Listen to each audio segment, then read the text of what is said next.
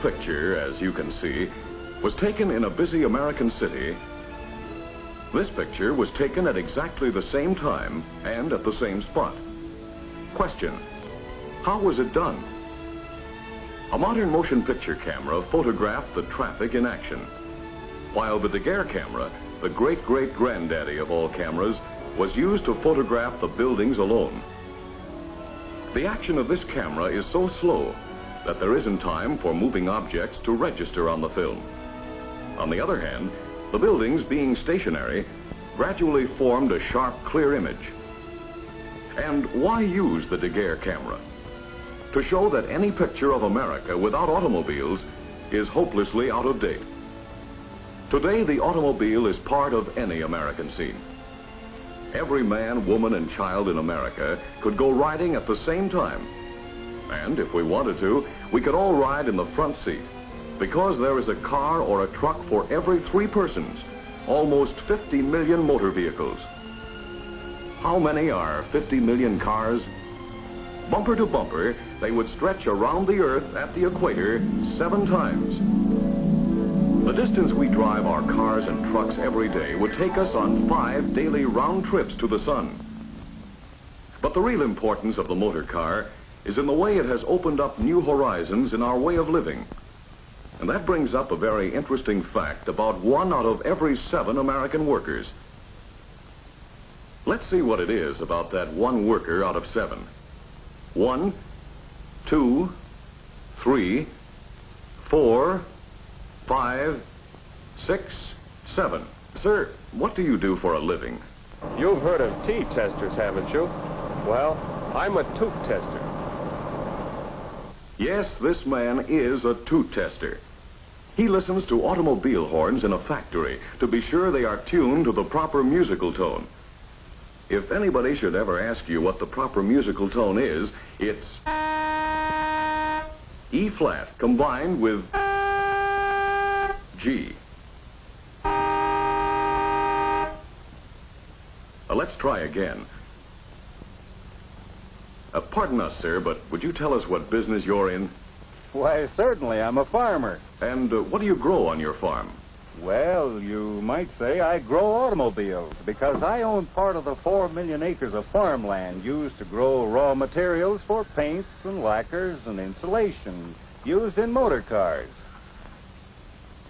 And you, sir, it seems that you're a miner. What do you mine? I mine automobiles. You see, it takes the miner to dig the iron and the coal and limestone for automotive steel. And then, of course, some of us dig the copper and lead and molybdenum and sulfur that go into automobiles. You might get answers like that in any crowd, anywhere, from any one of over 9 million men and women who make their living directly because of automobile transportation. That's what we mean by 1 out of 7. Let's see how many it takes to make over 9 million people. We'll begin with the city of Los Angeles, which has become our 4th largest city. Suppose every family in Los Angeles should decide for some reason to move elsewhere. Then suppose into each house left vacant, there should move a family of a worker in the automobile industry, the 1 man out of 7. Actually, Los Angeles isn't nearly big enough to hold them all, nor, for that matter, is the whole state of California. You see, there'd be the steel workers, the men who make steel for the automobile, and their families. There'd be the families of glass workers who make automobile glass. We'd have to find homes for the families of all the workers who build tires, and batteries, and parts. And we'd have to make room for the 800,000 families of the men in the big motor car and truck assembly plants. Yes, it would be moving day for 1 out of every 7 families in the United States. And we'd have to include the moving van driver and his family, too. Because, you see, he is one of more than 5 million drivers who drive for a living. Trucks, buses, and taxis. And while you're about it, did you ever stop to think of how many people it takes to maintain our roads and highways? Well, quite a few. Because on the highway miles of America, we could drive to the moon and back more than 14 times. Well, does that account for 1 out of every 7 workers in America? Not quite. But it does when you add the men who sell motor cars and the men who service them. Moving the families of the 1 worker out of 7, gradually replacing family for family. We'd need all the houses in California, Oregon and Washington, Idaho, Utah and Arizona, Montana, Wyoming and Colorado, and part of Texas to find homes for the people who make their living directly because of the motor car. And this brings up an interesting question. What would these people be doing if the motor car had remained a luxury for a few rather than a necessity for so many? And what about all the people who depend indirectly on the motor car for the way they live? Looking at it this way, we can fill up all the homes from North Dakota to Texas and from Minnesota to Arkansas, all the way to the banks of the Mississippi with the families of the men who use motor cars or trucks in their business. The plumber, the painter, the florist, the meter man, the rural mail carrier, and of course, the more than 2 million salesmen on the road. Now, it seems that we've found out something else about the motor car and its effect on our living. 1 worker out of 7 either makes cars or parts, or sells or services them. And another 1 worker out of 7 uses the motor car to make his living. Pardon us, sir, but what do you do? Why, I'm a traveling trimmer. Yes, this man is a traveling trimmer who makes his living with his pruning saw and his truck. Yes, for that second man out of 7, there are all kinds of jobs that you might not even think of as being connected with the motor car. The traffic policeman, and the people who make and sell traffic lights and parking meters. But would you think of railroad engineers? You would if you knew that transporting raw materials and finished products to keep our American system of individual transportation by motor car rolling takes 4 million freight carloads per year.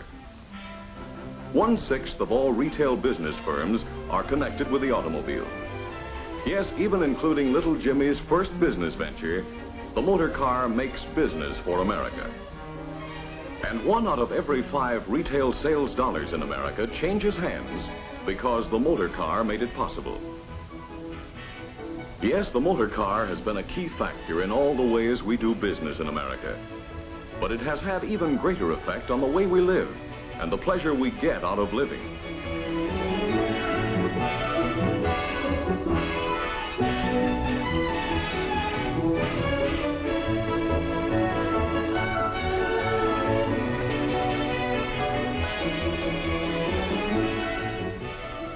Being able to drive out into the country has made many of us want to live in the country. And the motor car has made it possible for millions. Today, suburban construction is more than 3 times the construction in the city. And just as the motor car is a tool for working, with more than half of us using it to go to and from our daily work, so it is a tool for enjoyment. It puts America at our doorstep for business or pleasure. Whether you're traveling on business or pleasure, the chances are even that you'll travel by motor car. More than half of us take yearly vacations, and most of us take them on the highway. As a result, the tourist and resort industry ranks among the 3 most important industries in 16 states. We have seen how the Daguerre camera, a camera from the past, can take a picture of the past to show how our horizons have been expanded by the motor car. And the greatness of America has been that we are never content to stop at the horizon we can see. We know that there is another and another horizon beyond. The motor car industry, as it has recognized its responsibilities in our progress through yesterday to get where we are today, is already at work on the design of tomorrow, exploring, developing, testing to improve the cars we drive, to make them safer, more comfortable, more enjoyable. If we are to realize in full the motor car's vast potential for good, we must use it and care for it wisely. The motor car has been the key to open new horizons, not for the few, but for all. And all of us share in the responsibility of safeguarding the benefits it has brought. If we plan for the future, if we look ahead to clear all obstacles and roadblocks, if we recognize the importance of this great individual freedom of movement, the motor car will be the key to our ever-widening horizons of tomorrow.